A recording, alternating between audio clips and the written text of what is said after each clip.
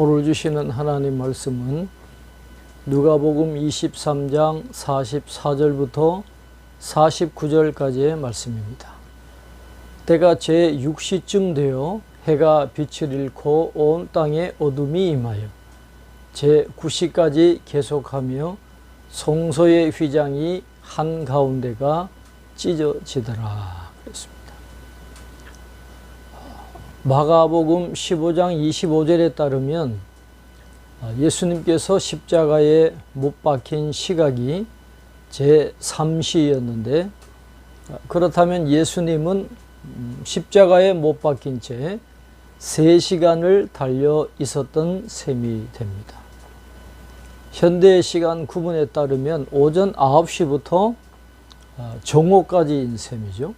그리고 마지막으로 숨을 거두신 시각은 제9시, 즉 오후 3시가 됩니다. 세 복음서 모두 온 땅에 어두움이 임하였다, 그렇게 공통되게 기록을 하고 있습니다. 가장 밝은 때라고 할 수 있는 제6시경부터 제9시까지 어둠이 임했던 사실로 볼 때 단순히 구름이 가려서 어두워진 것이 아니라 어떤 하나님의 초자연적인 이적이 일어났다라고 볼 수 있겠습니다. 3시간에 걸쳐서 어둠이 깔린 후에 성소의 휘장이 찢어지는 기적이 일어났습니다. 누가는 휘장이 찢어지는 것을 찢어졌다, 에스키스테라는 헬라어 수동태 동사를 사용함으로써 어떤 외부적인 힘에 의해서 발생된 것임을 암시하고 있습니다. 그리고 누가는 휘장의 한 가운데가 찢어졌다는 표현을 사용해서 마태와 마가는 위로부터 아래까지 찢어졌다라는 언급과 똑같이 휘장이 완전히 찢어졌다라는 것을 표현하고 있습니다. 이런 사실은 예수님의 대속하심으로 말미암아 우리를 위하여 새롭고 산 길이 열렸음을 상징한다라고 말씀드릴 수 있겠습니다. 예수께서 큰 소리로 불러 이르시되 아버지 내 영혼을 아버지 손에 부탁하나이다 하고 이 말씀을 하신 후 숨지시니라 그랬습니다. 아버지 내 영혼을 아버지 손에 부탁하나이다 라는 기도는 시편 31편 5절을 인용한 것으로 경건한 유대인들이 잠자리에 들기 전에 하는 기도입니다. 왜냐하면 그들은 잠드는 것을 죽음의 문턱에 서는 것이라고 간주했기 때문입니다.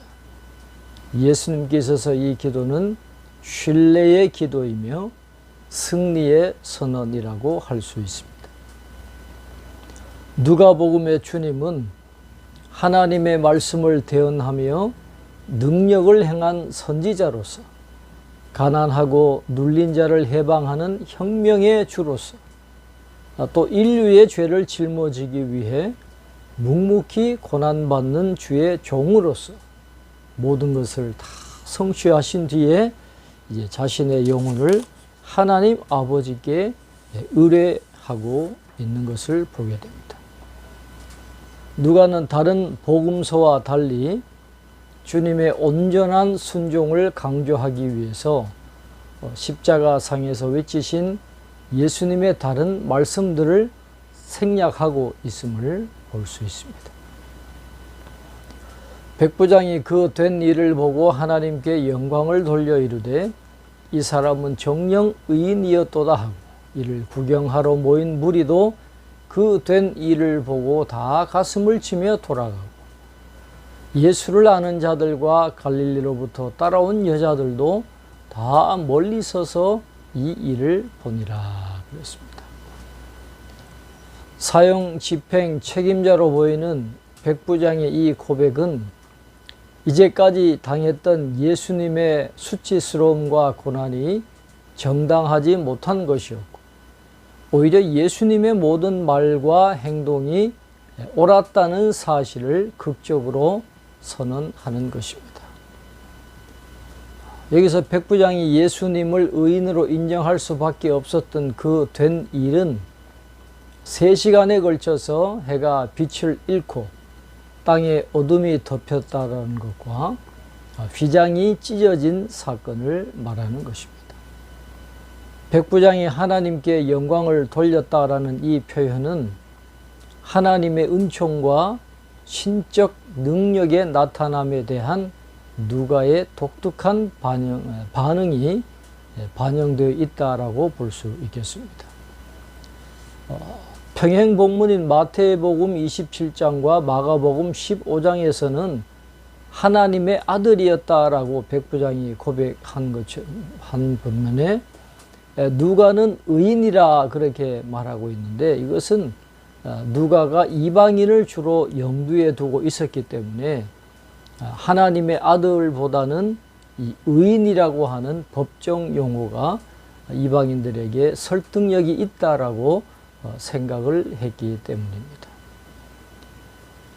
백부장의 증언을 소개한 데 이어서 누가는 사형 집행을 구경하러 모인 많은 사람들의 반응을 묘사하고 있습니다.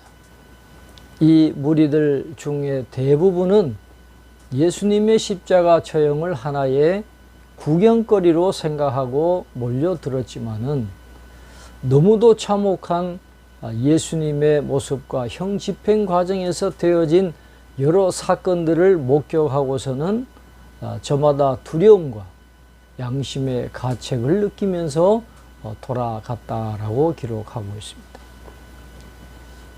누가는 십자가 처형에 관한 이야기를 예수님의 측근들과 고향 사람들을 목격자로 언급함으로 마무리 짓고 있습니다. 여기서 예수님을 아는 자들은 예수님과 가까이 지냈던 사람들, 특별히 예수님의 제자들까지 포함하고 있는 것으로 볼 수 있습니다.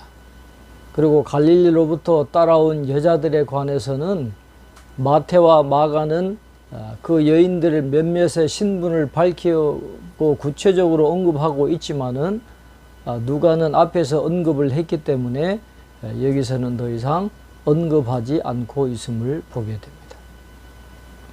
이들이 다 멀리 서서 이 일을 보니라 그랬습니다. 많은 무리들이 예수님을 떠나갔지만 이들만큼은 떠날 수가 없어서 끝까지 지켜보고 있었던 것이죠. 흠모했던 분의 시신을 바라보면서 그들은 가슴이 찢어지는 듯한 아픔을 사귀고 있었을 것입니다. 마음 같아서는 당장 예수님이 달리신 십자가로 다가가고 싶었겠지만은 로마 군인들이 십자가를 지키고 있었기 때문에 접근하지 못하고 멀리 서서 안타까운 마음으로 바라보고 있었다라고 누가복음은 기록하고 있습니다. 우리의 죄를 위해서 십자가에 못 박혀 죽으신 그 주님의 은혜, 자발적인 순종으로 구원 사역을 다 감당하신 우리 주님의 그 모습을 다시 한번 묵상하면서 전적으로 하나님을 신뢰하고 우리의 사명을 끝까지 감당해 나가는 저와 여러분이 될 수 있기를 바랍니다. 기도하겠습니다. 하나님 아버지, 우리의 죄를 대속하시기 위해서 십자가에 못 박혀 죽으시는 예수님의 모습을 말씀을 통해서 다시 한번 묵상하게 하셔서 그 주님의 은혜가 얼마나 크고 놀라운 것인가를 다시 한번 깨닫게 해 주시니 감사합니다. 주님이 십자가에 못 박혀 죽으심으로 휘장이 갈라지고 새롭고 산 길이 열리는 놀라운 은혜가 우리에게 임했던 것을 다시 한번 깨닫게 됩니다. 그 놀라운 은혜를 기억하면서 주님께서 하나님을 전적으로 신뢰하며 사명을 감당했던 것처럼 그 주님의 은혜로 구원받은 저희들도 전적으로 하나님을 신뢰하고 하나님께서 맡겨주신 사명을 주님처럼 감당해 나갈 수 있도록 은혜를 베풀어 주시옵소서. 오늘 하루도 그 주님의 깊은 은혜를 경험하며 또 그 주님의 영광을 드러내는 저희들의 삶이 될 수 있도록 축복해 주시옵소서. 감사하고 예수님의 이름으로 기도하옵나이다. 아멘.